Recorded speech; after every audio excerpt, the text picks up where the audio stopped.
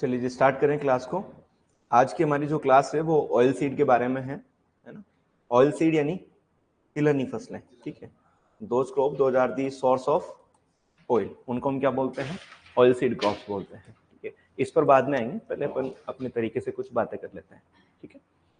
Generally अभी तक हमने जो है सीरियल क्रॉप्स के बारे में बात की है, पल्सेस के बारे में हमने बात की है। आज के इस क्लास के अंदर हम ऑयल सीड्स के बारे में बात करेंगे, ठीक है। आपसे एक इंपॉर्टेंट क्वेश्चन पूछा जा सकता है कि यदि हम इंडिया की बात करें तो इंडिया के अंदर टोटल कितनी ऑयल सीड क्रॉप्स की कल्टीवेशन किया जाता है? पूरे भारत के अंदर जो है कितनी ऑयल सीड क्रॉप्स को ग्रो किया जाता है? आपको अंदाजा है? पूरे भारत के अंदर लगभग 9 ऑयल सीड, कितनी क्रॉप्स? 9 जो है वो ऑयल सीड क्रॉप्स के रूप में क्रॉप को कल्टीवेट किया जाता है, ग्रो किया जाता है। इन 9 ऑयल सीड्स की अगर हम बात करते हैं तो इन 9 में से जो है 7 तो क्या है? एडिबल है। क्या है? एडिबल। एडिबल का मतलब उनका ऑयल जो है वो खाने योग्य है, और जबकि 2 जो है वो क्या है आपकी? नॉन एडिबल है। क्या है? Non edible. अगर आपको नॉन एडिबल पता है तो आप एडिबल के बारे में जान जाओगे, ठीक है। नॉन एडिबल के केस में आपको याद रखना है, एक तो आपका केस्टर और एक आपका लिंसीड। ये दोनों क्या है आपका? नॉन एडिबल ऑयल की कैटेगरी में भी इनको रखा जाता है, केस्टर और लिंसीड। केस्टर के अंदर क्या होता है? रिसिनस कम्युनिसिस इसका नाम होता है, रेसोमोलिक एसिड पाया जाता है जो कि एक हार्मफुल कंस्टिट्यूएंट का काम करता है। लिंसीड की बात करें तो लिंसीड के अंदर लीना मेराइन होता है। केस्टर के अंदर क्या होता है? रिसिन होता है। क्या होता है? रिसिन, ठीक है। और लिंसीड के अंदर क्या होता है? लीना मेराइन होता है। इस वजह से ये नॉन एडिबल की कैटेगरी के अंदर रखी गई है। समझ में आया? अगर हम बात करें 7 एडिबल की, 7 एडिबल के अंदर देखो सबसे फर्स्ट हम बात करेंगे आरएम। आरएम का मतलब रैप्सिड एंड मस्टर्ड। सेकंड हो जाएगा हमारा सोयाबीन। थर्ड हमारा हो जाएगा ग्राउंडनट, ठीक है। फोर्थ की अगर हम बात करते हैं तो सनफ्लावर। सनफ्लावर के अलावा इसी की तरह एक और होता है सैफ्लावर, जिसको हम क्या बोलते हैं? कुसुम बोला जाता है, ठीक है। 6 नंबर की बात करें तो सीसेम, और 7 नंबर की बात करें तो नाइजर। 7 क्या है आपके? एडिबल है। 2 क्या है आपके? नॉन एडिबल है। याद रहेगा, 7 कैसी है? एडिबल है। रैप्सिड मस्टर्ड की बात करते हैं ब्रासिका स्पीसीज। सोयाबीन की बात करें ग्लाइसिन मैक्स। ग्राउंडनट की बात करें तो एरिकस हाइपोजिया। अब इसमें भी 2 चीज होंगी, एक फेस्टिगाटा होगा और एक प्रोक्यूमेंस होगा, ठीक है। फेस्टिगाटा जो है गुच्छे वाली को कहा जाता है और स्प्रेडिंग को प्रोक्यूमेंस कहा जाता है। सनफ्लावर की बात करें हेलियंथस। सेफ्लावर की बात करें जिसको हम क्या बोलते हैं? कुसुम कहा जाता है, ठीक है। इसके बाद सिसेम की बात करें जिसको हम तिल बोलते हैं, सिसेमम इंडिकम। और लास्ट है आपका नाइजर। नाइजर का नाम आपने कम सुना होगा, इसको हिंदी में बोलते हैं रामतिल। क्या कहा जाता है? रामतिल। गिजिटोनिया एबाइसीनिया, अभी हम देख लेंगे, इनके नाम लिख लेंगे, ठीक है। तो इंडिया के अंदर टोटल कितनी ऑयल सीड क्रॉप्स को ग्रो किया जाता है? 9 ऑयल सीड क्रॉप्स को ग्रो किया जाता है, जिसके अंदर से कितनी एडिबल है? 7 है। कितनी नॉन एडिबल है? 2 नॉन एडिबल है। कौन कौन सी है? केस्टर है और लिंसीड है। That is clear. इसके बाद में आपको 2-3 पॉइंट जो है वो याद रखना है। एक बार हम पीडीएफ पर जाते हैं। एक पॉइंट और मैं आपको यहाँ पर बताना चाहूंगा। जब हम जर्मिनेशन टाइप की बात कर रहे थे तो हमने कहा था कि जितनी भी सीरियल्स है वो सीरियल्स किस नेचर की होती है? उनके अंदर जर्मिनेशन कौन सा पाया जाता है? हाइपोजियल जर्मिनेशन पाया जाता है, ठीक है। अगर हम पल्सेस की बात करते हैं तो पल्सेस के अंदर हमने अलग अलग कैटेगराइज किया था कि जो खरीफ और रबी। अगर हम सभी खरीफ पल्सेस की बात करते हैं तो सभी खरीफ पल्सेस में कौन सा होता है? ईपीजीएल होता है। कौन सा होता है? ईपीजीएल। सभी रबी पल्सेस में कौन सा होता है? हाइपोजीएल। इनके एक्सेप्शन आपको पता है, ठीक है। इसके बाद में अगर हम ऑयल सीड की बात करते हैं तो सभी ऑयल सीड क्रॉप्स के अंदर जो जर्मिनेशन है सीरियल का जस्ट अपोजिट, यानी किस प्रकार का होगा? ईपीजीएल टाइप का क्या पाया जाता है? जर्मिनेशन पाया जाता है। ये पॉइंट इंपॉर्टेंट है जो आपको याद रखना है। सभी ऑयल सीड क्रॉप्स के अंदर जो जर्मिनेशन का प्रकार है वो कौन सा है? ईपीजीएल जर्मिनेशन है। ईपी यानी एबो, जीएल यानी ग्राउंड। यानी जब कोलियोप्टाइल जो है कोटिलिडोन जो है ग्राउंड के ऊपर इमर्ज होता है तो उसको हम क्या बोलते हैं? ईपीजीएल जर्मिनेशन कहा जाता है, ठीक है। इसके बाद में हम कुछ पॉइंट्स के बारे में बात करते हैं। देखिए यहां पर जो है खरीफ ऑयल सीड क्रॉप्स की बात करते हैं तो आपका ग्राउंडनट है। ग्राउंडनट जिसको हम क्या बोलते हैं? एरिकस हाइपोजिया कहा जाता है। इसके बाद में आपका सोयाबीन ग्लाइसिन मैक्स कहा जाता है। केस्टर रिसिनस कम्युनिसिस इसका नाम होता है। तिल जिसको हम सिसेमम इंडिकम बोलते हैं। गरीब आदमी का घी कहा जाता है। इसके अलावा अगर हम खरीफ पल्सेस की बात करते हैं बच्चों तो यहाँ पर जो है आपको याद रखना है सनफ्लावर जो है, सनफ्लावर वो भी आपका किस नेचर का है? खरीफ पल्सेस नहीं, खरीफ ऑयल सीड यहाँ पर याद रखना है, खरीफ ऑयल सीड क्रॉप्स, ठीक है। इसके बाद अगर हम मस्टर्ड की बात करें, मस्टर्ड थोड़ा सा यहाँ पर नाम इसका गलत लिखा हुआ है, मस्टर्ड, ठीक है। मस्टर्ड हो गया आपका, लिंसीड हो गया आपका, सेफ्लावर हो गया, ये सभी किस प्रकार के हैं? रबी ऑयल सीड के एग्जाम्पल है। जो सबसे बड़ा कंफ्यूजन होता है वो इस चीज में होता है कि सेफ्लावर किस सीजन की है और सनफ्लावर किस सीजन की है। तो याद रखना है सेफ्लावर जो है किस सीजन का है? रबी सीजन की है, जबकि सनफ्लावर किस सीजन की? आपके खरीफ सीजन की है। ये चीज याद रहेगी। इसके बाद में sunflower is a DNP. DNP का मतलब क्या होता है? Day neutral plant. मैंने आपको जब मिटोलॉजी पढ़ाई थी तो उसके अंदर बताया था कि जब हम बात करते हैं कि duration of light, duration of light के बेसिस पे जो प्लांट होते हैं उन प्लांट को हम दो प्रकार से डिवाइड कर सकते हैं, शॉर्ट डे प्लांट और एक लॉन्ग डे प्लांट, और एक होते हैं आपके डीएनपी। ऐसे प्लांट जिनकी फ्लावर इनिशिएशन पे लाइट का कोई इंपैक्ट नहीं आता है उनको हम क्या बोलते हैं? डे न्यूट्रल प्लांट कहा जाता है। जैसे आपका मेज हो गया, आपका सनफ्लावर हो गया। इसका मतलब इनको वर्सेटाइल नेचर होते हैं, इनको हम खरीफ, रबी, समर सीजन तीनों के अंदर क्या कर सकते हैं? ग्रो कर सकते हैं। क्यों कर सकते हैं? क्योंकि इनके ऊपर लाइट के ड्यूरेशन का कोई इंपैक्ट नहीं आ रहा है। इसके अलावा शॉर्ट डे प्लांट क्या होते हैं? ऐसे प्लांट जिनके अंदर फ्लावर इनिशिएशन के लिए लेस देन 10 आवर्स के फोटो लाइट की आवश्यकता होती है, 40 लाइट की आवश्यकता होती है। लॉन्ग डे प्लांट जिनको मोर देन 14 आवर्स की रिक्वायर्ड होती है फ्लावर इनिशिएशन की। तो हमने बात की थी सनफ्लावर किस प्रकार का है? डे न्यूट्रल प्लांट की कैटेगरी में आता है। इसके बाद में यहाँ पर लिखा हुआ है AICRP on oil seed. First AICRP जो है मेज के अंदर स्टार्ट किया गया था 1957 में। अगर आपसे पूछा जाए ऑयल सीड पर, तो ऑयल सीड में कब किया था? 1967 में। जबकि एक इंपोर्टेंट क्वेश्चन यहाँ से पूछा जाता है AICRP on dryland agriculture. AICRP on dryland agriculture की अगर हम बात करते हैं तो कब? 1970 के अंदर।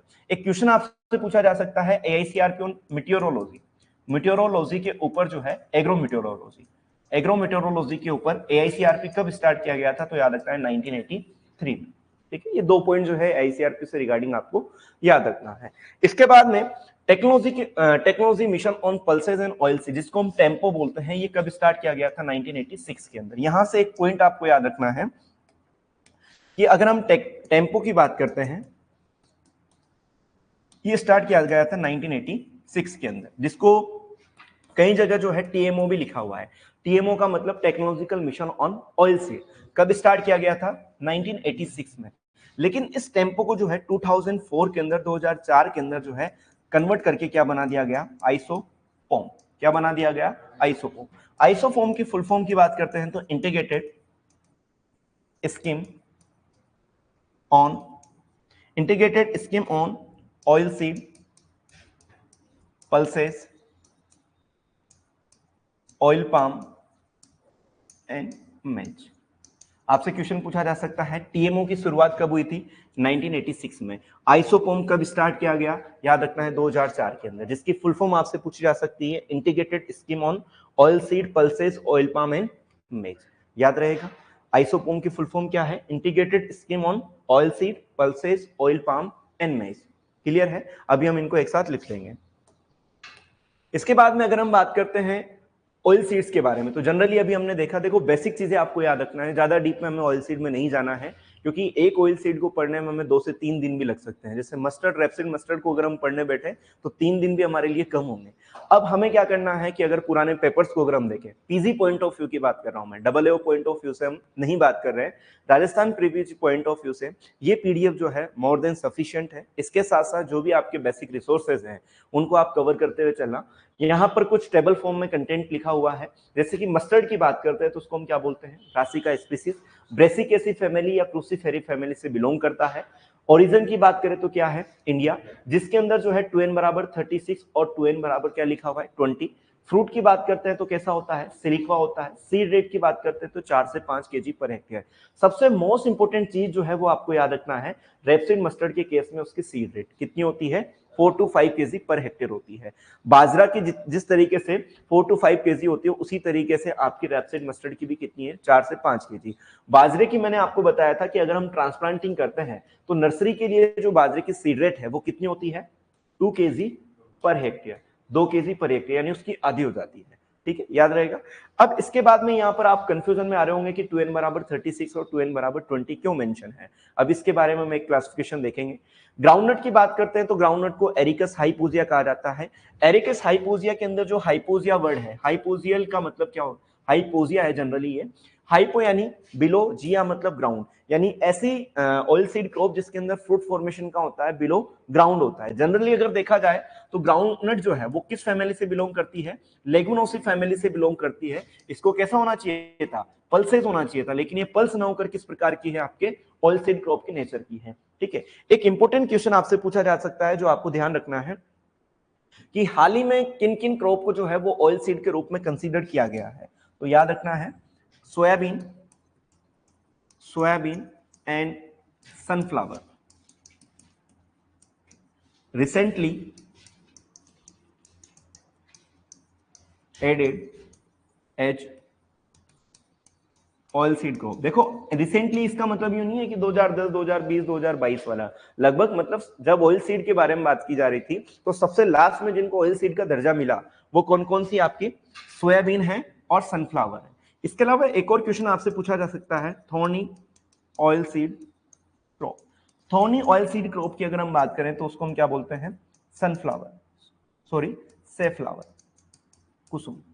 ठीक है, कुसुम जो है, सेफ्लावर जो है आपकी किस प्रकार की है, थॉर्नी ऑयल सीड है, यानी एकमात्र ऐसी ऑयल सीड क्रॉप है जिसके अंदर क्या होते हैं, कांटे होते हैं, थॉर्न्स होते हैं। ठीक है, इसके बाद में अगर हम नेक्स्ट पॉइंट की बात करें ऑयल सीड के अंदर, तो आपको याद रखना है कि ऐसी कौन सी ऑयल सीड क्रॉप है जिसका ऑयल का यूज एयरक्राफ्ट के अंदर यूज किया जाता है। एयरक्राफ्ट में यूज जो है वो कैस्टर ऑयल का यूज किया जाता है। ठीक है, ऐसी कौन सी ऑयल सीड क्रॉप है जिसके अंदर निपिंग की जाती है, oil seed crop in which nipping practice. याद रखना है कैस्टर, कौन सी है, कैस्टर। कैस्टर के अंदर क्या किया जाता है, निपिंग किया जाता है। निपिंग जिस तरीके से ग्राम में किया जाता है उसी तरीके से यहां पर पूछा गया है कि कौन सी ऑयल सीड क्रॉप है। ऑयल सीड क्रॉप की जब बात होगी तो क्या जाएगा, कैस्टर जाएगा। ठीक है, अगर आपसे पूछ लिया जाए निपिंग किस किस में किया जाता है तो ग्राम में भी की जाती है और आपके कैस्टर में भी की जाती है। ठीक है, तो 2-3 पॉइंट है जो आप मेंशन कर लेना। लिख रहे हो क्या आप इनको, एक बार लिख लीजिए। ये पहले वाली स्लाइड भी लिख ली क्या, इसका लिखा आपने, इसको भी एक बार लिख लीजिए अगर लिखना चाहो तो, जो बच्चे लिखना चाहते हैं।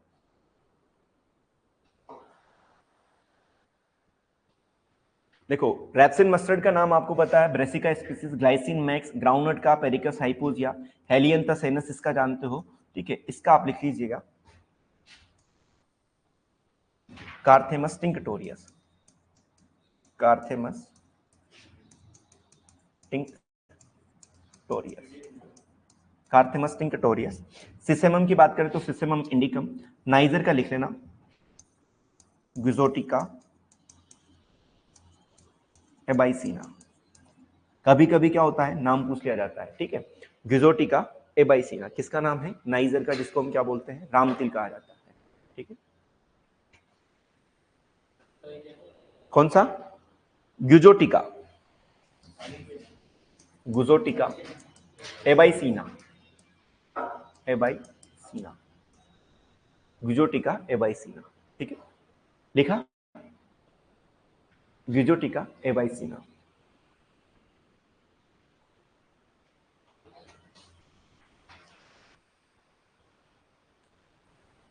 याद रखना है सीरियल्स में किस प्रकार का जनरेशन पाया जाता है, हाइपोजियल, जबकि ऑयल सीड में किस प्रकार का होता है, इपीजियल। लगभग लगभग सभी ऑयल सीड क्रॉप जो है किस प्रकार की होती है, सेल्फ पोलिनेटेड होती है, एक्सेप्ट आपका केस्टर और सनफ्लावर। ठीक है, अभी ये पॉइंट भी आएगा। चलिए लिनसीड की बात करते हैं तो लाइनम यूसीटेटिसिमम, एकमात्र ऐसी ऑयल सीड क्रॉप जिसका यूज जो है हम फाइबर के रूप में भी करते हैं और ऑयल के रूप में भी करते हैं, जिसको हम क्या बोलते हैं, लिनसीड। तो यहां पर लिख लेना fiber as well as oil seed crop। ठीक है, या इसको फ्लेक्स क्रॉप भी बोलते हैं, फ्लेक्स क्रॉप। ठीक है, linseed Linum usitatissimum Linaceae family से बिलोंग करता है। ओरिजिन पहले से आपको याद हो जाए तो याद रखना है, ज्यादा कंफ्यूजन नहीं होना है। 2n बराबर 30 इसमें भी नहीं जाना है। इसका फ्रूट टाइप आपको याद रखना है, सीड बॉल जो इसका क्या होता है, फ्रूट होता है। सीड रेट आपको याद रखना है, नॉर्मल सीड रेट कितनी होती है, 20 से 30 केजी पर हेक्टेयर है, जबकि उतेरा के अंदर मोस्ट इंपोर्टेंट है याद रखना है कि लिनसीड की उतेरा के अंदर कितनी सीड रेट रखी जाती है, तो याद रखना है 35 केजी पर हेक्टेयर। अब उतेरा क्या है, उतेरा जो है हमने कब पढ़ा था, कोई बता सकता है उतेरा का मतलब क्या है, दूसरी जनरली पेरा और उतेरा की जब हम बात कर रहे थे, और ये हमने जो है मल्टीपल क्रॉपिंग के अंदर एक वर्ड आता है जिसको हम बोलते हैं रिले क्रॉपिंग। क्या कहा जाता है? Relay cropping. और रिले क्रॉपिंग का ये प्रिंसिपल है कि मान लीजिए आपने किसी क्रॉप की क्या की है, सोविंग की है, और उस क्रॉप की जब हार्वेस्टिंग होगी तो हार्वेस्टिंग से पहले ही हम क्या कर देते हैं, दूसरी क्रॉप की क्या कर देते हैं, सोविंग कर देते हैं। ठीक है। और सोविंग कब करते हैं? जब पहले वाली क्रॉप जो है अपनी किस स्टेज को अचीव कर ले, जब ये वाली क्रॉप जो है किस स्टेज को अचीव कर ले, अपनी फिजियोलॉजिकल मैच्योरिटी को अचीव कर ले, तो उस केस के अंदर हम क्या करते हैं, नेक्स्ट क्रॉप की क्या कर देते हैं, सोविंग कर देते हैं। और इस प्रकार का जो कल्टीवेशन होता है उसको हम क्या बोलते हैं, पेरा एंड उतेरा कहा जाता है। और उतेरा जो है जनरली आपके कहां पर यूज किया जाता है, पेरा जो है बिहार में यूज किया जाता है, जबकि उतेरा जो है मध्य प्रदेश और छत्तीसगढ़ के अंदर। जो नेक्स्ट क्रॉप आप सोविंग कर रहे हो before the harvesting of first crop, उसके लिए कौन सा वर्ड यूज किया जाता है, पेरा एंड उतेरा। तो उतेरा के लिए जो है हम लिनसीड ग्रो कर सकते हैं। ठीक है। और उसकी सीड रेट कितनी रखी जाती है, याद रखना है 35 केजी पर हेक्टेयर। कितनी है, 35 केजी पर हेक्टेयर। इसके बाद में सनफ्लावर की बात करें तो हेलियंथस एनस इसे कहा जाता है, एस्ट्रेसिया कंपोजिटी फैमिली से बिलोंग करता है। ठीक है। आप 2n नंबर याद ना रखो तब भी कोई दिक्कत नहीं है। एकेनी जो है इसका फ्रूट होता है, ये मोस्ट इंपोर्टेंट है। सीड रेट आपको याद रखना है 8 से 10 केजी पर हेक्टेयर। ठीक है। सेफ फ्लावर की बात करते हैं तो इसको कुसुम कहा जाता है, कार्टेमस टिंक्टोरियस इसका नाम है, दोनों की फैमिली सेम होती है। इसका भी फ्रूट एकेनी होता है, लेकिन सीड रेट जो है कितनी है, 15 से 20 केजी पर हेक्टेयर। ठीक है। इसके अलावा तिल की अगर हम बात करते हैं, सिसिमम इंडिकम पेडिलियसी फैमिली से बिलोंग करता है। इंडिया इसका ओरिजिन पहले से। फ्रूट जो है सीड बॉल होता है। सीड रेट मोस्ट इंपोर्टेंट है, याद रखना है कितनी है, 3 to 4 केजी पर हेक्टेयर। कितनी है, 3 to 4 KG per hectare. Soybean glycine max पेपिलियोनोसी या फेबोइडी या फिर हम लेग्नोसी फैमिली से बिलोंग करता है। ओरिजिन पहले चाइना है। 2n बराबर 40 है और सीड रेट कितनी है, 75 से 80 केजी पर हेक्टेयर।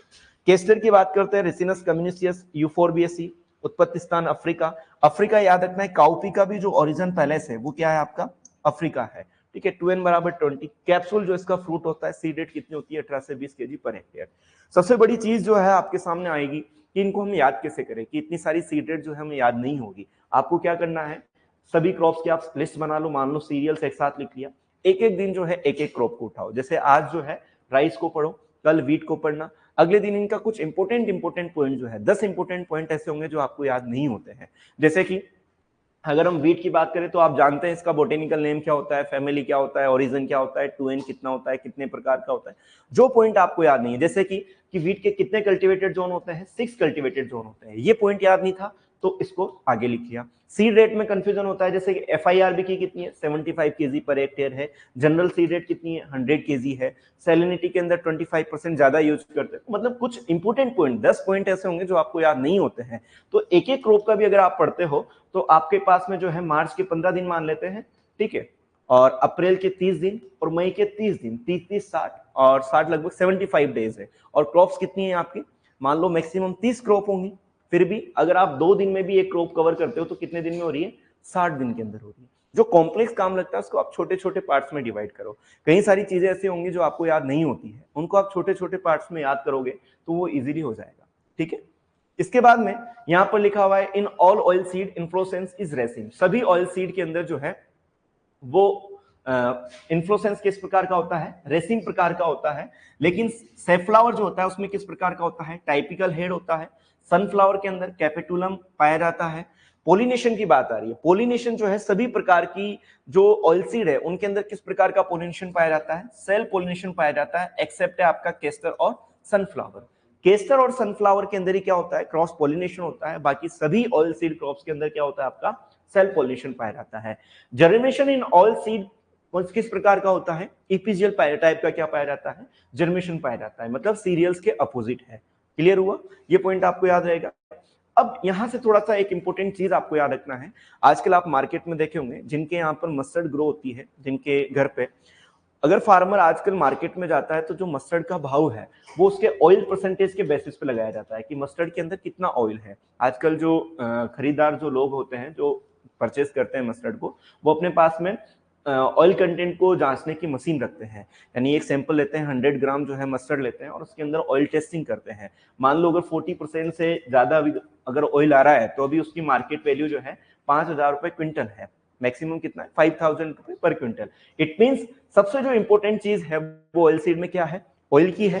तो मस्टर्ड के अंदर आपसे पूछा जा सकता है कि मस्टर्ड के अंदर ऑयल परसेंट कितना होता है, तो आप एवरेज याद रखना है, लगभग जो है 39 से 42%। जनरली अगर हम देखा जाए तो 35 से 42% जो है इसके अंदर ऑयल कंटेंट पाया जाता है, 35 टू 42%। अब आपको अलग अलग तो याद रहेगा नहीं, ठीक है, इतना कॉम्प्लेक्स हमें जाना भी नहीं है, एक सिंपल याद रखना है 35 टू 42% मस्टर्ड के अंदर क्या होता है, ऑयल परसेंटेज होता है, ठीक है। ग्राउंडनट, पीनट, मंकी नट या आर्थनट सब किसके नाम है, आपके ग्राउंडनट के नाम है, जिसके अंदर ऑयल कितना होता है 45% और प्रोटीन कितना होता है 26%। अगर हम सोयाबीन की बात करते हैं तो सोयाबीन के अंदर जो है प्रोटीन परसेंटेज कितना होता है, लगभग 40% होता है, जबकि ऑयल परसेंटेज कितना होता है आपका 20% होता है। यानी 1:2 रेशियो के अंदर प्रोटीन और ऑयल जो है सोयाबीन के अंदर प्रेजेंट होता है, ठीक है। इसके बाद में लिंसीड की बात करें, लिंसीड के अंदर 36%, सनफ्लावर 45 टू 50%। देखो सब आपको याद नहीं होंगे, दो तीन चीजों के आपको ऑयल कंटेंट याद रखना है। एक आप तिल का ऑयल कंटेंट याद रखना, सोयाबीन का आप लोगों को पता है, ग्राउंडनट का भी आप लोगों को पता है, थोड़ा सा रेपसीड मस्टर्ड का जो है वो ऑयल कंटेंट देख लेना, ठीक है। इसके बाद में अगर हम बात करें रेपसीड एंड मस्टर्ड के बारे में, यहां पर कुछ स्पेसिफिकेशन है। आपने सभी ने एक नाम सुना होगा नागा नेहरू का यू ट्राइंगल, ठीक है। यू ट्राइंगल किसने दिया था, नागा नेहरू ने दिया था, ठीक है। और कब दिया था, 1935 में, जिसके अंदर क्या होता है, नियोल बराबर CNJ, ठीक है। यानी अगर हम बात करें CNJ, यानी इसका मतलब क्या हो जाएगा, नाइग्रा, ओलेरेसिया और कंपेस्टिस, ठीक है। जुन्सिया, कैरिनाटा और नेपस, आप सब लोग जानते हैं, इसको एक बार हम बना भी लेते हैं। मस्टर्ड के केस में जो इंपॉर्टेंट क्वेश्चन बनता है वो इस ट्राइंगल से बनता है, जिसको हम यू ट्राइंगल बोलते हैं। क्या बोलते हैं, यू ट्राइंगल। क्वेश्चन पूछा जाता है यू ट्राइंगल जो है किसने दिया था, तो नागा नेहरू ने दिया था, ठीक है। जिसके अंदर नी ऑल्क बराबर CNJ होता है। यानी यहां अगर हम बात करें तो नाइग्रा, ठीक है, ओलेरेसिया और कंपेस्टिस, ठीक है।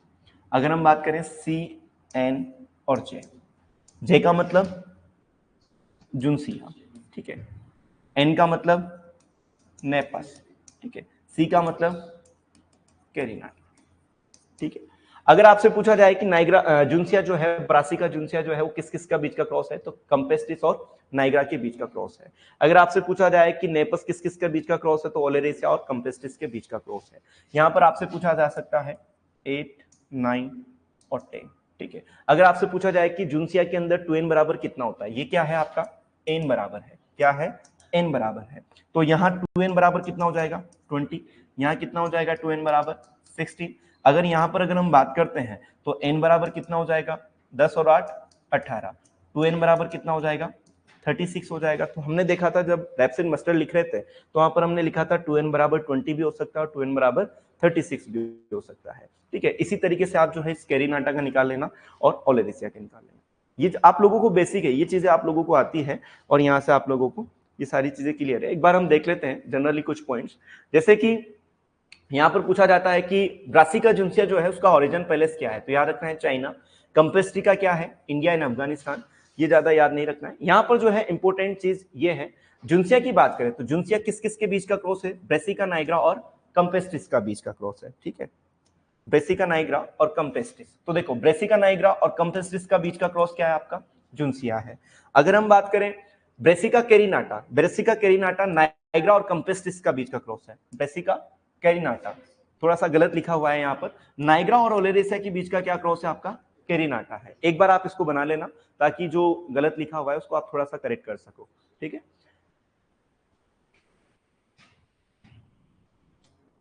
एक बार आप इस यू ट्राइंगल को बना लेना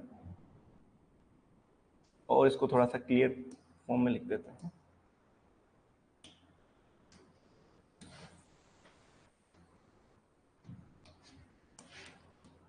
कैरिनाटा, जिसके अंदर n बराबर 17, 2n बराबर 34, n बराबर 9, 2n बराबर 80, ठीक।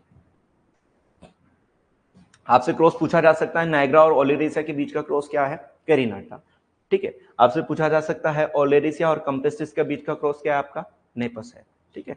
तो नेपस के अंदर क्रोमोसोम नंबर की अगर हम बात करें तो n बराबर 19, 2n बराबर 38। ये थोड़ा सा पॉइंट आपको याद रखना है।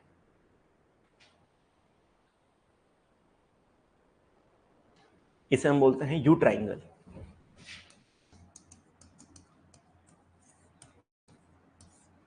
Given by नागानोरी।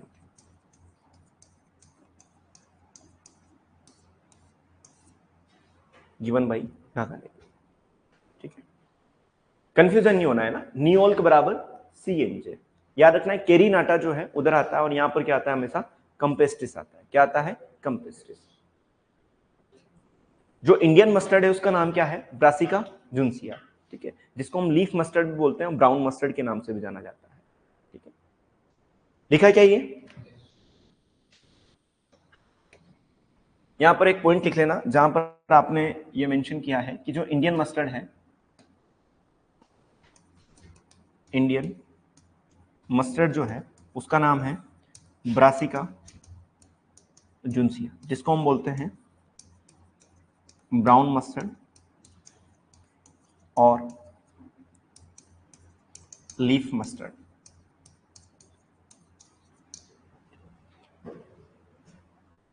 इंडियन मस्टर्ड का जो नाम है वो ब्रासिका जुन्सिया है, जिसको हम ब्राउन मस्टर्ड या लीफ मस्टर्ड के नाम से भी जाना जाता है। नोन एज ब्राउन मस्टर्ड और लीफ मस्टर्ड। ठीक है, ये पॉइंट आपको याद रखना है। इनको एक बार आप करेक्ट कर लेना, यहां पर मेंशन भी होगा। देखो, ब्रासिका जुन्सिया को क्या कहा जाता है? ब्राउन मस्टर्ड या इंडियन मस्टर्ड या राई या राया या लाहा के नाम से जाना जाता है। ठीक है, ब्रासिका कंपेस्टिस को क्या कहा जाता है? सरसों, रैप्सिड या टर्निप रेप कहा जाता है। ठीक है, तो ये कई सारी चीजें हैं। सबसे इंपॉर्टेंट याद रखना है, इरुका सेटाइवा जो है इसका नाम क्या है? तारामीरा या फिर रॉकेट सलाद के रूप में से जाना जाता है, रॉकेट क्रोप कहा जाता है। ठीक है, अब कुछ इंपोर्टेंट पॉइंट्स हैं इसके बारे में। देखो यहाँ पर लिखा हुआ है मस्टर्ड राई के जो रखा जाता है R/P 45x15, सरसों रैप्सिड का रखा जाता है 30x10 सेंटीमीटर। ठीक है, optimum moisture content for safe storage. Generally अगर हम बात करते हैं तो जो सीरियल्स होती है उन सीरियल्स के अंदर जो है मॉइस्चर कंटेंट कितना होता है स्टोरेज के लिए? 12% होता है। कितना होता है? 12% होता है। अगर हम पल्सेस की बात करते हैं तो पल्सेस के अंदर 10% होता है।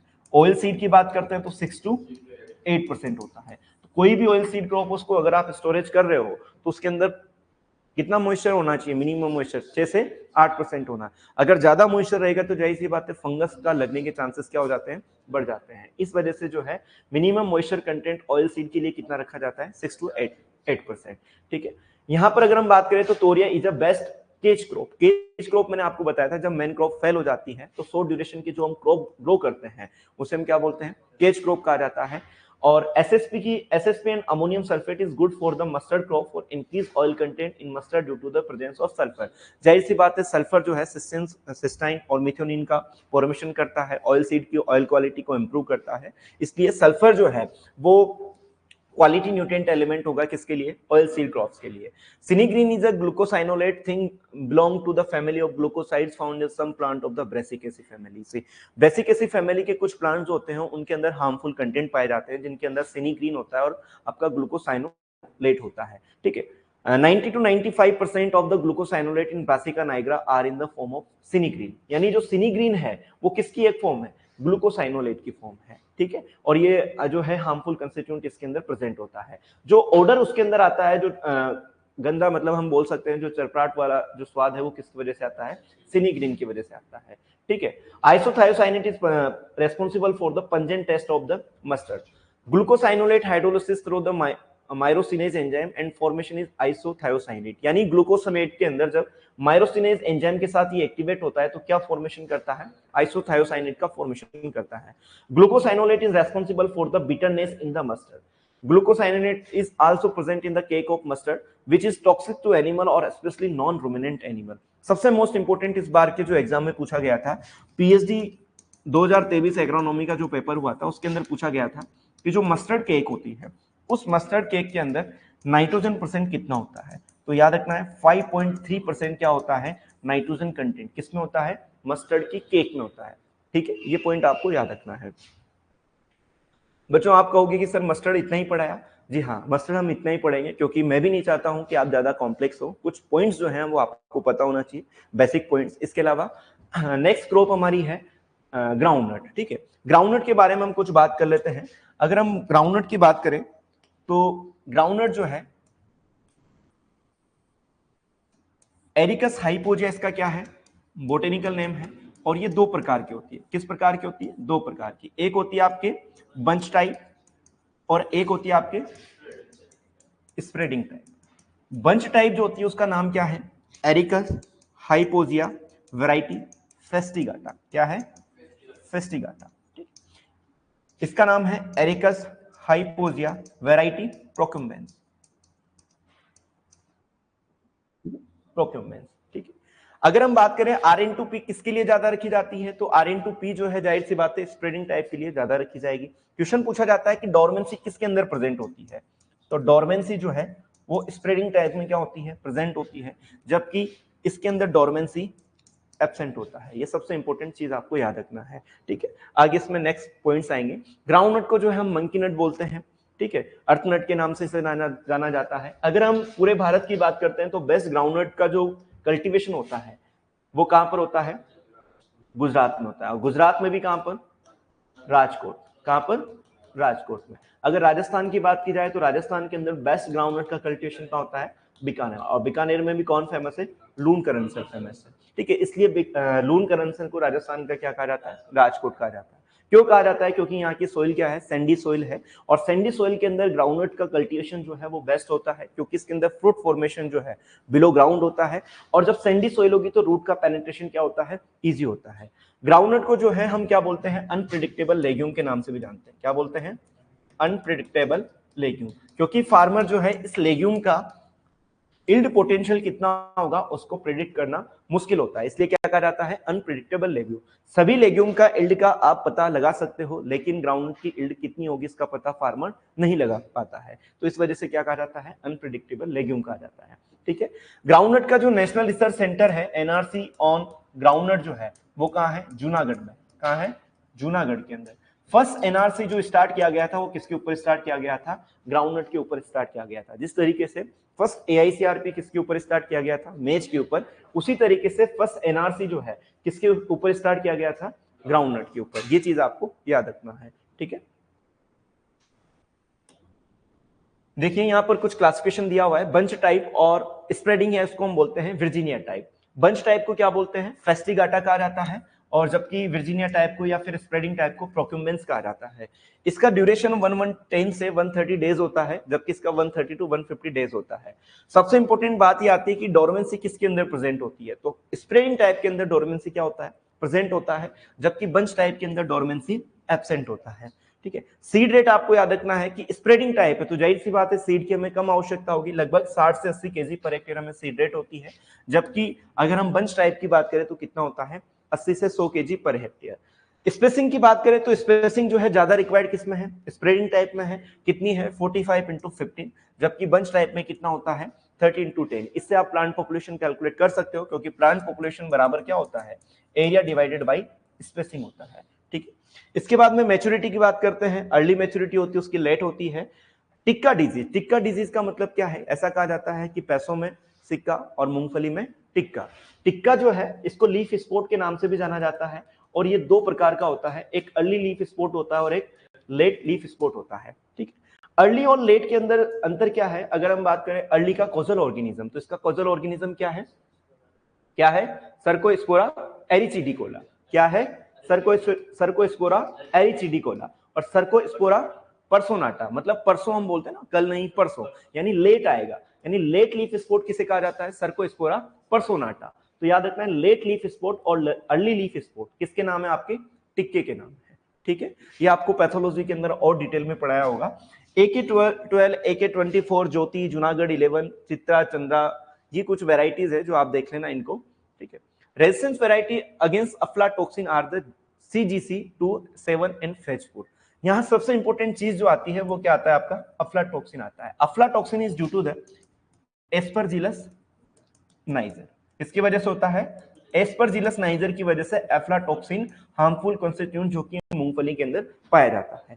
और ये कब बनता है, जब मूंगफली के अंदर क्या आ जाता है, मॉइस्चर कंटेंट ज्यादा होता है, तो उस केस के अंदर एक फंगस बनती है, जिस फंगस का नाम क्या है, एस्परजिलस नाइजर। क्या है, एस्परजिलस नाइजर। तो आपसे क्वेश्चन पूछा जाता है एफ्लाटॉक्सिन के लिए कौन सी फंगस रेस्पॉन्सिबल है, एस्परजिलस नाइजर है। और ये किसके साथ जो है वो प्रोपोर्शनल होती है, मॉइस्चर के साथ। जितना ज्यादा मॉइस्चर उतना ज्यादा जो है आपका एस्परजिलस नाइजर का इन्फेक्शन ज्यादा होगा। ठीक है। Arachis hypogaea is derived from the two Greek word, Arachis means legume and hypogaea means below the ground. ऐसा लेग्यूम जिनका फ्रूट फॉर्मेशन का होता है बिलो ग्राउंड होता है। ठीक है। Bikaner is known as Rajasthan Rajkot because more production in Lunkaransar of Bikaner of Rajasthan. ठीक है। इसके बाद groundnut cake has more nitrogen 7.2 among all oil cake. जितनी भी ऑयल केक है उनके अंदर सबसे ज्यादा जो नाइट्रोजन कंटेंट है वो किस में पाया जाता है, ग्राउंडनट के अंदर। ये एडिबल की बात हो रही है। Groundnut is a modified fruit. इसका फ्रूट जो है उसको हम क्या बोलते हैं, लोमेंटम कहा जाता है। क्या कहा जाता है, लोमेंटम कहा जाता है। जनरली एक क्वेश्चन आपसे पूछा जा सकता है कि पेगिंग और पॉपिंग दोनों का संबंध किससे है। पेगिंग और पॉपिंग का संबंध, दोनों का संबंध आपके ग्राउंडनट से है। पॉपिंग का मतलब क्या होता है कि जब ग्राउंडनट के अंदर कैल्शियम की कमी हो जाती है तो उसका जब फ्रूट फॉर्मेशन होता है या उसके अंदर जब ग्रेन का फॉर्मेशन होता है तो ग्रेन नहीं बन पाते हैं due to the calcium deficiency, और इसको हम क्या बोलते हैं, पॉपिंग। और पेगिंग जो है एक ऐसी स्टेज होती है जिसके अंदर मेल पार्ट जब फीमेल पार्ट जो है ग्राउंडनट के अंदर जो बनता है उस स्टेज को हम क्या बोलते हैं, पेगिंग बोलते हैं। और पेगिंग कहां बनेगा, बिलो ग्राउंड पोर्शन में क्या बनेंगे, पेग्स का फॉर्मेशन होगा। तो ऐसा कहा जाता है कि जब पेगिंग बने तब हमें कोई भी इंटरकल्चरल ऑपरेशन फॉलो नहीं करना है। क्यों नहीं करना है, क्योंकि पेगिंग का फॉर्मेशन कहां हो रहा है, बिलो ग्राउंड हो रहा है। तो जब भी आप इंटरकल्चरल ऑपरेशन करोगे तो जाहिर सी बात है कि आपके जो पेग्स बन रहे हैं वो कहीं ना कहीं उसकी वजह से अफेक्ट हो सकते हैं। इस वजह से पेगिंग के दौरान ऐसा कहा जाता है कि हमें कोई इंटरकल्चरल ऑपरेशन को फॉलो नहीं करना है। ठीक है। उसके बाद पोर्ट फॉर्मेशन जो है कितने दिन के बाद होता है, 65 टू 70 डेज आफ्टर सोविंग। जबकि पेगिंग जो है यहाँ पर थोड़ा सा 55 डेज लिखा हुआ है, इसको आप 50 टू 55 डेज कर लेना। ठीक है। 50 टू 55 डेज आफ्टर सोविंग जो है वो पेग का फॉर्मेशन होता है। Avoid intercultural at pegging stage. हमें जो है इंटरकल्चरल ऑपरेशन को क्या करना है, अवॉइड करना है। Earthing up 35 to 45 days after sowing to avoid during the pegging stage.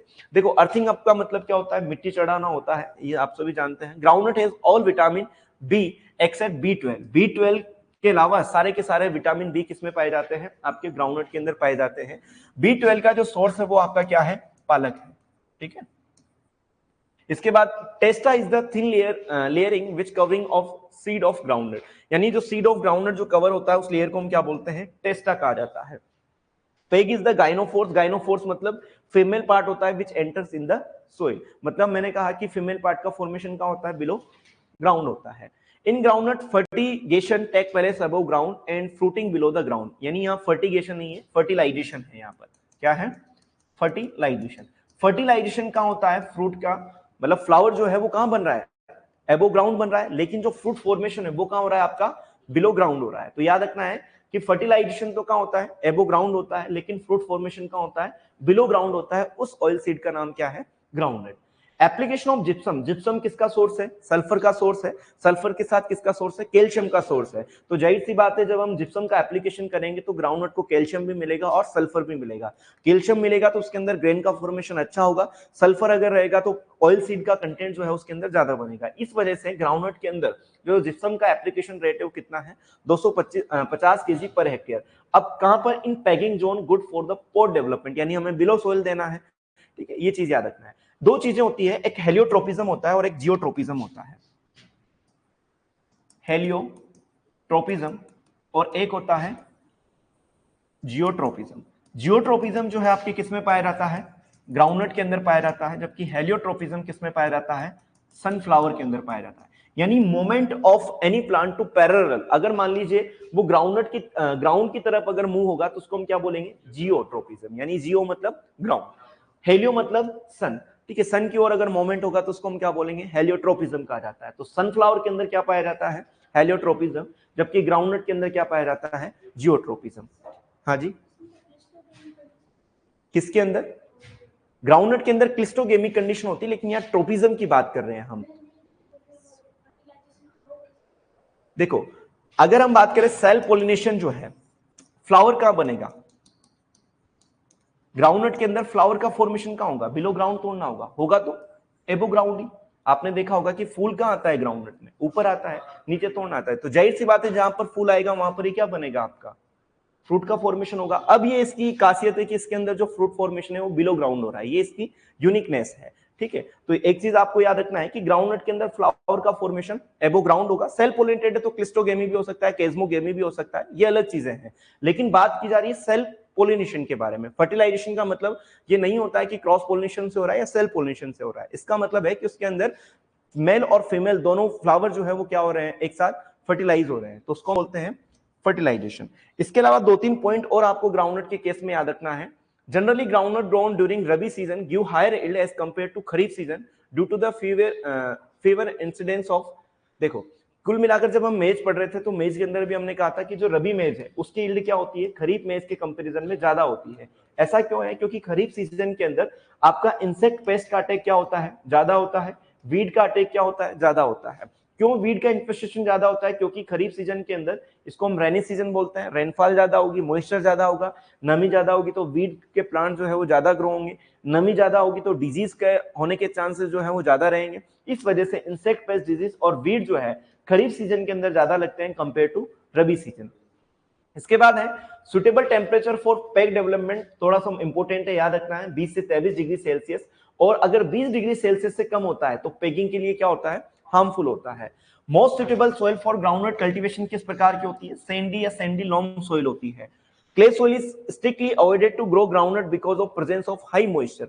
ठीक है, हाई मॉइस्चर रहेगा तो जाहिर सी बात है एफ्लाटॉक्सिन का फॉर्मेशन भी होगा। इसी के साथ साथ क्ले के अंदर कॉम्पैक्टनेस ज्यादा पाया जाता है तो रूट का पेनिट्रेशन जो है थोड़ा डिफिकल्ट होगा। तो इस वजह से जो है वो क्ले सॉइल यहाँ पर सुटेबल नहीं होती है। अब आता है इंपोर्टेंट पॉइंट कि हमने यहाँ पर ग्राउंडनट के बारे में दो बातें की थी कि ग्राउंडनट जो है एक स्प्रेडिंग टाइप होता है और एक किस प्रकार का होता है, बंच टाइप होता है। अगर डोरमेंसी की बात करते हैं तो डोरमेंसी स्प्रेडिंग टाइप में होती है, बंच टाइप में नहीं पाई जाती है।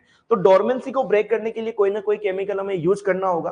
तो यहाँ पर जो केमिकल्स यूज किए जाते हैं वो आपका थायोयूरिया है, जिब्रेलिक एसिड है, या 0.1% इथेल और 3 ग्राम जो है थायरोमिस जो है यूज किया जाता है किसके लिए, सीड की डोरमेंसी को ब्रेक करने के लिए। तो ये पॉइंट जो है वो बड़ा इंपॉर्टेंट है। थायोयूरिया का यूज जो है बच्चों पोटैटो के अंदर भी किया जाता है। ठीक है, डोरमेंसी ब्रेकिंग के लिए पोटैटो के अंदर जो है किसका यूज किया जाता है, थायोयूरिया का यूज किया जाता है। मोस्ट इंपोर्टेंट है फ्लावरिंग पेग और पोड रेशो जो है वो कितना है, 7:1 है। यानी अगर मान लीजिए 7 फूल बन रहे हैं तो उनमें से जो पेग बनेंगे केवल कितने बनेंगे, 4 बनते हैं, और पोड कितना बनेगा, केवल 1 बनता है। सेलिंग परसेंटेज का मतलब 70 to 75%। सेलिंग का मतलब क्या है कि आपने ग्राउंडनट की हार्वेस्टिंग की, यानी ये क्या है, आपकी फली है। अब इसके अंदर जैसे हम बात कर रहे थे लेमा प्लस पेलिया, या फिर हम बात करें जैसे मान लीजिए आपकी फली है तो इसका सेल्टर जो है, जो सीड है उसके ऊपर का जो आवरण है, जो पोड है, उसको हम क्या बोलते हैं, सेल्टर बोला जाता है, कवच बोला जाता है। तो मान लीजिए जैसे कि ये 100 केजी इसका वेट था, तो 100 केजी वेट में से जब हम सीड की बात करते हैं तो सीड कितने आते हैं, 70 to 75% होते हैं, और बाकी का जो सेल्टर वाला जो पार्ट है वो कितना हो जाएगा, 30 to 35% हो जाएगा। ठीक है, तो ये इसका क्या कहलाता है, सेलिंग परसेंटेज कहलाता है। उसके बाद star weeder is use for the harvesting of groundnut. मैंने आपको बताया था कि ग्राउंडनट के अंदर जो है वीडर की बात करते हैं, हार्वेस्टिंग के लिए नहीं, इंटरकल्चरल ऑपरेशन के लिए या वीड कंट्रोल के लिए जो है वो किसका यूज किया जाता है, स्टार वीडर का यूज किया जाता है। जबकि जापानीज वीडर का यूज किसमें किया जाता है, जापानीज वीडर का यूज किया जाता है किसके अंदर, राइस के अंदर। Kernel should be store at 5% moisture content and pod moisture जो है वो 8% से भी कम होना चाहिए। जनरली मैंने कहा कि ऑयल सीड के अंदर जो ऑयल परसेंटेज, जो मॉइस्चर परसेंटेज है वो कितना होना चाहिए, 6 से 8% होना चाहिए। लेकिन ग्राउंडनट के अंदर पर्टिकुलर स्पेसिफिकेशन क्या है कि यदि हम कर्नेल को स्टोर करना चाहते हैं तो मॉइस्चर कितना होना चाहिए, 5%। यदि हम पोर्ड को स्टोर करना चाहते हैं तो मॉइस्चर कितने से कम होना चाहिए, 8 से कम होना चाहिए। ठीक है, bitterness of kernel is due to the aflatoxin toxic substances developed by the two region when pored moisture content 8% से ज्यादा होगा। फंगस नेमली एस्परजिलस नाइजर और एस्परजिलस फ्लेवस, दो फंगस है, एक कौन सी है, नाइजर है, और एक कौन सी आपके flavus. Both are responsible for the formation of aflatoxin in the groundnut. याद रहेगा यहां तक। ठीक है, तो ये आपका ग्राउंडनट है, थोड़ा सा इसको ध्यान से रखना। ठीक है, चलिए इसके बाद में हमारी जो नेक्स्ट क्रॉप आती है उसका नाम है आपका लिंसी। ठीक है, लिंसीड जिसको हम क्या बोलते हैं, अलसी कहा जाता है। एकमात्र ऐसी ऑयल सीड क्रॉप है जिसका यूज जो है हम फाइबर के रूप में भी करते हैं। किसके रूप में करते हैं, फाइबर के रूप में भी करते हैं, और इसको किस नाम से जाना जाता है, फ्लेक्स क्रॉप के नाम से भी जाना जाता है। ठीक है, origin of small type seeded south west Asia, आपको याद नहीं रखना है। देखो यहां पर दो चीजें हैं, एक स्मॉल सीडेड है और एक आपकी कौन सी है, बोल्ड सीडेड है। जो बोल्ड सीडेड लिंसीड है वो किस पर्पज से ग्रो की जाती है, फाइबर पर्पज से। स्मॉल सीडेड किस पर्पज से ग्रो की जाती है, ऑयल पर्पज से। जनरली अगर हम इंडिया की बात करें तो लिंसीड को ऑयल पर्पज से जो है वो ज्यादा ग्रो किया जाता है, ठीक है। Linseed crop contain the 40 to 42% oil and 20 to 25% protein. It is only oilseed crop is used as a oil and fiber. यहां पर मैंने आपको जब नॉन फर्स्ट, अगर हम बात करते हैं फर्स्ट स्लाइड की, तो इस फर्स्ट स्लाइड के अंदर मैंने कहा कि नॉन एडिबल, यहां पर जो नॉन एडिबल यहां पर मैंने मेंशन किया था, ये नॉन एडिबल ऑयल केक की बात की जा रही है, ठीक है। नॉन एडिबल ऑयल केक के अंदर आपको याद रखना है केस्टर और लिंसी।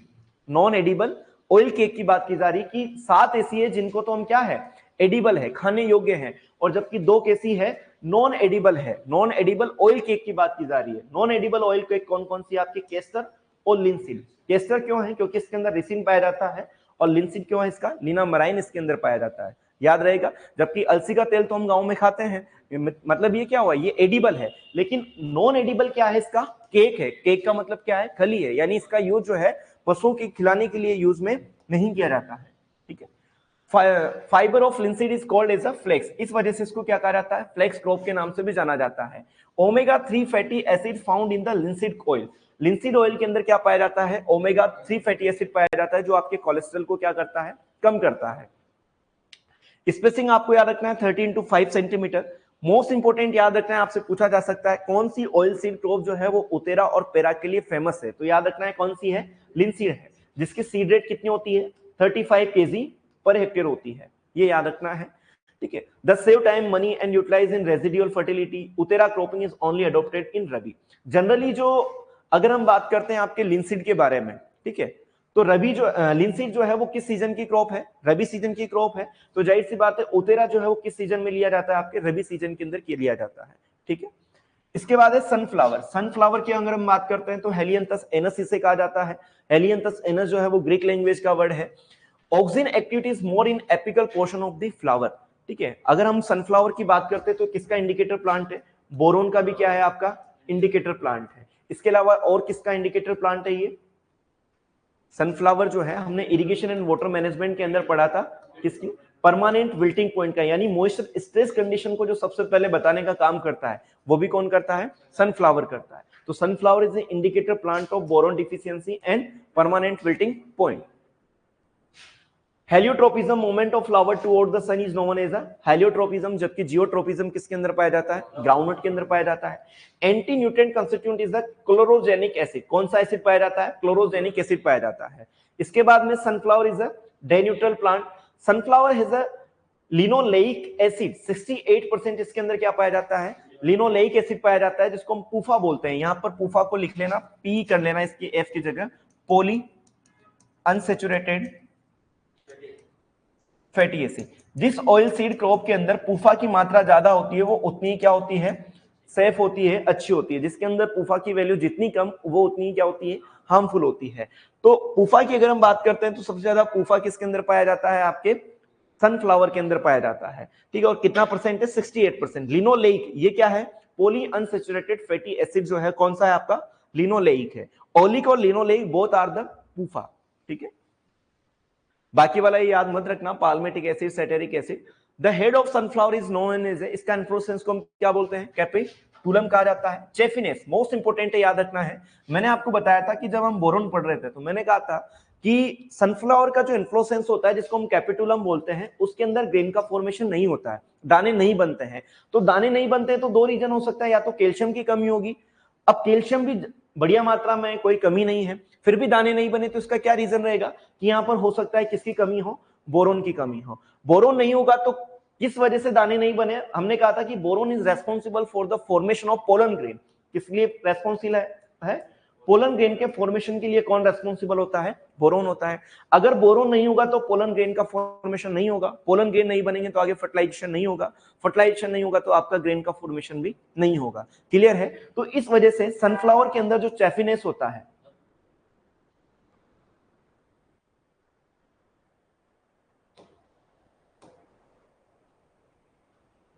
ठीक है, सनफ्लावर के अंदर जो चेफिनेस होता है वो किसकी वजह से होता है?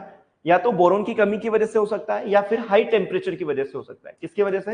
High temperature. अगर आपको ऑप्शन में मिले कि chaffiness is due to the deficiency of boron as well as the due to high temperature condition, दोनों क्या होंगे? राइट होंगे। चेफिनेस का मतलब होता है कि आपका जो इन्फ्लोरेसेंस है उसके अंदर ग्रेन का फॉर्मेशन नहीं होता है, inflorescence remain without grain is known as a chaffiness.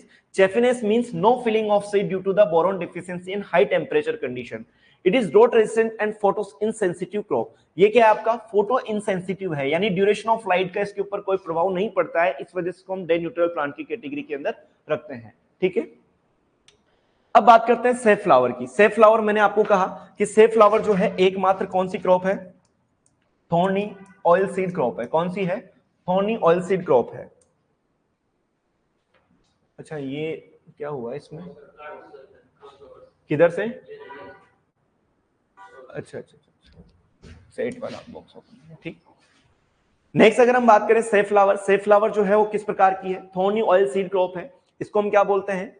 कार्थेमस टिंक्टोरियस कहा जाता है। मैंने कहा थॉर्नी ऑयल सीड क्रॉप है, तो इसका यूज हम किस में करते हैं? फेंसिंग क्रॉप के रूप में भी इसका यूज किया जाता है। फेंसिंग का मतलब क्या है? जिसके अंदर कांटे होंगे, और कांटे केवल एक ऑयल सीड क्रॉप के अंदर होता है, जिसका नाम क्या है? आपका सेफ फ्लावर है। ठीक, safe flower oil is content is the linoleic acid. तो इसका मतलब क्या हुआ बच्चों? यहां पर हम लिख सकते हैं कि जब भी हम पूफा की बात करते हैं, यानी पॉली अनसेचुरेटेड फैटी एसिड, इसका मतलब किस फैटी एसिड को जो है हम पूफा बोलते हैं? तो जो आपका ओलिक एंड लिनोलेइक, ठीक है, ओलिक और लिनोलेइक दोनों को मिलाकर हम क्या बोलते हैं? पॉली अनसेचुरेटेड फैटी एसिड कहा जाता है। और सबसे ज्यादा जो पूफा है, सबसे ज्यादा जो पूफा है वो पाया जाता है किसके अंदर? सेफ फ्लावर के अंदर। और सेफ फ्लावर के बाद सेकंड नंबर पर कौन आता है? आपका सनफ्लावर आता है। ये मोस्ट इंपोर्टेंट है, याद रखना है। सबसे ज्यादा पॉली अनसैचुरेटेड फैटी एसिड किसके अंदर पाए जाते हैं? सेफ फ्लावर के अंदर। और कितना परसेंट? याद रखना है 78%। कितना? 78%। जबकि सनफ्लावर के अंदर हमने कितना पढ़ा था? 68%। ठीक है, ये मोस्ट इंपोर्टेंट है, दोनों चीजें याद रखनी है। किसके अंदर पॉली अनसैचुरेटेड फैटी एसिड सबसे ज्यादा पाए जाते हैं? तो सेफ फ्लावर के अंदर। सेकंड नंबर पर कौन है? आपका सनफ्लावर है। ठीक है, it is roughen is use as the waterproof cloth. ये जो है वो किसके रूप में यूज किया जाता है? वाटर प्रूफ क्लॉथ के रूप में भी जो है इसको यूज करते हैं। इंपोर्टेंट नोट ऑफ तिल। तिल की अगर हम बात करते हैं तो तिल को हम सिसिमम इंडिकम बोलते हैं, गरीब आदमी का घी कहा जाता है। ठीक है, और इसके अंदर जो है सिसेमोल एसिड पाया जाता है। इसकी वजह से इसको हम लंबे समय तक क्या कर सकते हैं? स्टोर करके रख सकते हैं, प्रिजर्व करके रख सकते हैं। तो एक मोस्ट इंपोर्टेंट चीज है जो आपसे पूछी जा सकती है, सिसेमोल एसिड की वजह से जो है इसको हम लंबे समय तक क्या कर सकते हैं? प्रिजर्व करके रख सकते हैं। अगर सीड रेट की बात करते हैं तो सीड रेट कितनी होती है? 4 to 5 kg पर हेक्टेयर होती है। ठीक है, इसके अंदर due to the acetyl pyrazine popcorn like aroma, जिस तरीके से पॉपकॉर्न जो होती है, यानी आपने जिया में सीवर्टा के अंदर जिस तरीके से एरोमा आती है, खुशबू आती है, उसी तरीके से तिल के तेल में जो एरोमा आती है वो किसकी वजह से आती है?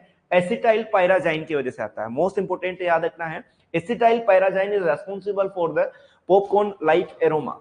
ठीक है, सोयाबीन की अगर हम बात करते हैं तो सोयाबीन जो है इसको हम ऑयल सीड क्रॉप बोलते हैं। क्यों बोलते हैं ऑयल सीड क्रॉप? क्योंकि इकोनॉमिक पॉइंट ऑफ व्यू से जो है सोयाबीन किसके रूप में काम करता है? ऑयल सीड के रूप में काम करता है। ठीक है, first nodule is visible on 10th day after sowing. General मैंने आपको एक दिन लिखाया था कि लगभग जो नोड्यूल का फॉर्मेशन है वो कब होता है? 12 दिन के बाद होता है बुआई के। लेकिन सोयाबीन के अंदर जो नोड्यूल का फॉर्मेशन आपको दिखाई देगा वो कब दिखाई देगा? 10 दिन के बाद आपको दिखाई देगा। It is the richest, cheapest and easiest source of best quality protein and fat. ठीक है, और साथ ही साथ जो है ऑयल सीड का भी अगर हम बात करें तो सबसे सस्ती जो है सोयाबीन ही मार्केट में मिलती है। इसलिए अधिकतर जो एडिबल ऑयल की हम बात करते हैं तो मैक्सिमम एडिबल ऑयल जो है वो सोयाबीन का ही यूज किया जाता है। सबसे सस्ता अगर हम बात करें एडिबल ऑयल तो आपका सोयाबीन का है। उससे अगर आप जाओगे तो ग्राउंडनट का, ग्राउंडनट से भी अगर ज्यादा जाओगे आपका मस्टर्ड का, मस्टर्ड से अगर ज्यादा जाओगे सनफ्लावर का, सनफ्लावर से ज्यादा जाओगे तो सेफ्लावर का। जो हार्ट पेशेंट होते हैं जिनको कोलेस्ट्रॉल की समस्या होती है उनके लिए सबसे बेस्ट जो है वो आपका सेफ्लावर ऑयल होता है, क्योंकि उसके अंदर पॉली अनसैचुरेटेड फैटी एसिड की मात्रा 78% पाई जाती है। ठीक है, ये कुछ पॉइंट्स आपको याद रखना है। Soybean content the poly unsaturated fatty acid कितना पाया जाता है? 56 to 60%। लिनोलेइक, जिसके पीछे लेइक वर्ड होगा वो आपका क्या होता है? पूफा होता है। क्या होता है? पॉली अनसैचुरेटेड फैटी एसिड की खास बात क्या है कि लास्ट में जो है सफिक्स क्या मिलेगा आपको? लेइक मिलेगा। यानी ओलिक और लिनोलेइक बोथ आर द क्या है आपके? ये PUFA है, पॉली अनसैचुरेटेड फैटी एसिड है। ठीक है, कैसे पहचान करनी है कि कोई भी पॉली अनसैचुरेटेड फैटी एसिड उसे कहेंगे जिसके सफिक्स के रूप में जो है क्या मिलेगा, लेइक। लेइक सफिक्स मतलब प्रत्यय के रूप में। इसके बाद due to the presence of enzyme, कौन सा एंजाइम पाया जाता है, लिपोक्सिडेज एंजाइम पाया जाता है, इस वजह से इसका यूज हम दाल के रूप में नहीं करते हैं। ठीक है, soybean has more lysine amino acid, lysine amino acid है, इसी वजह से तो किसकी मात्रा ज्यादा है, प्रोटीन की मात्रा ज्यादा है, क्योंकि हम जानते हैं lysine is responsible for the protein formation. ठीक है, vanaspati ghee is made through the oil of soybean. ठीक है, तो ये पॉइंट आपको याद रखना है। Fat free flour is used as a soy food. Soybean by products are soy milk, soy paneer, market के अंदर बहुत सारे चल रहे हैं। मोस्ट इंपोर्टेंट है आपको ये चार जो क्लासिफिकेशन दे रखे हैं ध्यान रखना है। एक मंचूरियन नाम का साइंटिस्ट था, उसने कहा कि हम सोयाबीन को क्लासिफिकेशन जो है किसके बेसिस पे करेंगे, कलर ऑफ सीड कोट के बेसिस पे। क्वेश्चन पूछा जा सकता है सोयाबीन का classification on the basis of colour of seed coat, यानी बीज आवरण का रंग के आधार पर जो है हम सोयाबीन का क्लासिफिकेशन करते हैं, उस क्लासिफिकेशन को हम क्या बोलते हैं, Manchurian classification. Seed shape, seed का शेप कैसा है, ओवल शेप का है, बॉल शेप का है, उस क्लासिफिकेशन को हम क्या बोलते हैं, मार्टिन। जबकि पोड यानी जो फली का आकार है वो किस प्रकार का है, उसको हम बोलते हैं हर्ट्ज का क्लासिफिकेशन। और shape, size and colour of seed की अगर हम बात करेंगे तो उस क्लासिफिकेशन को हम क्या बोलते हैं, जापानीज क्लासिफिकेशन। मोस्ट इंपोर्टेंट है, तीनों क्लासिफिकेशन आपको याद रखना है। मंचूरियन की अगर हम बात करते हैं बीज आवरण के बारे में, उसके बाद अगर हम मार्टिन की बात करते हैं तो बीज के आकार के बारे में, अगर हम पोड के शेप की बात करते हैं तो हर्ट्ज का, और जबकि सीड का रंग हो जाए, आकार हो जाए, कलर हो जाए या जो भी हम कहें उसको हम क्या बोलते हैं, जापानीज क्लासिफिकेशन। ये पॉइंट आपको याद रखना है। इसके बाद में केस्टर की बात करें तो रिसिनस कम्युनिस्टिस इसे कहा जाता है, रिसोनेलिक एसिड इसके अंदर पाया जाता है। ठीक है, ये जो है एक non edible cake, oil cake की कैटेगरी के अंदर आता है। इसके अलावा यहां पर जो है मोस्ट इंपोर्टेंट बात करें तो मोनोसियस प्लांट। मोनोसियस प्लांट का मतलब क्या है कि ऐसा प्लांट जिसके अंदर जो है मेल और फीमेल फ्लावर जो है वो एक ही प्लांट पर पाया जाता है, उसको हम क्या बोलते हैं, मोनोसियस प्लांट कहा जाता है। ठीक है, male flower increase with increase in the temperature, male flower के जो नंबर है वो किसके साथ बढ़ते हैं, जैसे टेम्परेचर बढ़ेगा वैसे ही जो है मेल फ्लावर के नंबर भी बढ़ते हैं। सबसे इंपॉर्टेंट चीज याद रखना है, केस्टर का यूज हम किस में करते हैं, पेंट और वार्निश में करते हैं। इसके अलावा जो है इसका यूज जेट एयरक्राफ्ट के अंदर किया जाता है। किसके अंदर, जेट एयरक्राफ्ट। जेट एयरक्राफ्ट जो होते हैं उनके अंदर किस ऑयल का यूज किया जाता है, तो याद रखना है केस्टर के ऑयल का यूज किया जाता है। ठीक है, उसके बाद dyeing industry is use for the preparation of Turkey red, Turkey red के फॉर्मेशन में भी किसका यूज किया जाता है, केस्टर ऑयल का। Poison in the oil cake कौन सा होता है, रिसिन पाया जाता है। कौन सा होता है, रिसिन होता है। ठीक, अब ये कुछ वेराइटीज हैं जो आपको याद रखना है। ठीक है, मस्टर्ड की बात करें, देखो बहुत सारी चीजें हैं याद करने अगर बैठोगे तो आपका, अगर मैं बात करूं हॉर्टिकल्चर की तो हॉर्टिकल्चर के अंदर भी सारी क्रॉप्स की रामायण है, फ्रूट्स हैं, फ्लावर्स हैं, ठीक है, वेजिटेबल्स हैं, और एक एक वेजिटेबल्स में अगर मैं बात करूं तो 10 से 12 वैरायटी कॉमन है। इस तरीके से अगर हम कहें तो लगभग 100 वैरायटी आपके सीरियल्स की या फिर हम कहें एग्रोनॉमिक पॉइंट ऑफ व्यू से होगी। आपको वैरायटी के चक्कर में ज्यादा नहीं पढ़ना है। सिंपल क्वेश्चन पूछा जाएगा तो आप उसको क्लिक कर दोगे, और वैरायटी अगर ऐसी पूछी गई तो किसी को नहीं आएगी। तो वैरायटी आप एक बार इनको पढ़ लेना। जैसे कुछ स्पेसिफिक वैरायटी है, जैसे पूसा जय कृष्णा, ठीक है, पूसा जय किसान, सॉरी, ये ब्रासिका जिनसिया की वैरायटी है जो कि सोमेटिक हाइब्रिडाइजेशन के द्वारा वीएल चोपड़ा के द्वारा जो है ये डेवलप की गई थी, जिसको हम बायो 902 भी बोलते हैं। ठीक है, तो इस प्रकार की कुछ वैरायटीज आपको लग जाएगी जब आप पढ़ोगे, तो उनको आप एक बार देख लेना। यहाँ पर हम ज्यादा नहीं जाएंगे। केस्टर की जैसे कि आपकी अरुणा वैरायटी हो गई, ये आपको याद रखना है। इनके फर्स्ट हाइब्रिड मैंने आपको सबके लिखा दिए हैं, फर्स्ट हाइब्रिड आपको याद रखना है। कुछ वैरायटी जैसे मॉडर्न हो गया, ठीक है, तो ये मॉडर्न किसकी वैरायटी, आपको देखते ही पता लग जाएगा कि यार एग्जामिनर ये क्वेश्चन जो है वो पूछ सकता है। ठीक है, तो आपको कोशिश करनी है इन वैरायटीज को याद करने की। सारी वैरायटीज याद नहीं करना है, एक बार पढ़ लेना है, जो याद हो जाए उसको अपने पास रखना है, जो याद नहीं हो उसको छोड़ देना है। ठीक है, तो ये आपका जो है वो ऑयल सीड बड़ी तीव्रता के साथ हमने आज खत्म किया है।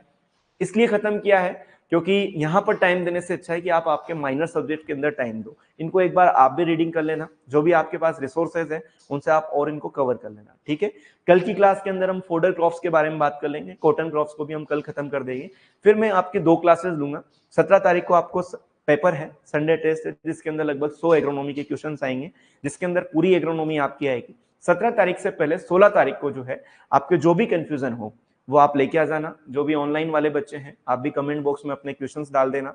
कुछ पॉइंट्स जो हैं हमने कहीं ना कहीं कुछ पॉइंट्स छोड़ दिए थे, 1-2 पॉइंट या कुछ ऊपर नीचे लिखा दिया था, तो उनको अपन करेक्ट कर लेंगे 16 तारीख के दिन। जो भी होगा एक बार और मेरे पास कुछ शॉर्ट पॉइंट्स हैं उन शॉर्ट पॉइंट्स को भी, जैसे पुराने एग्जाम्स में जो क्वेश्चन आए उनको मैं 16 तारीख की क्लास में कवर कराऊंगा।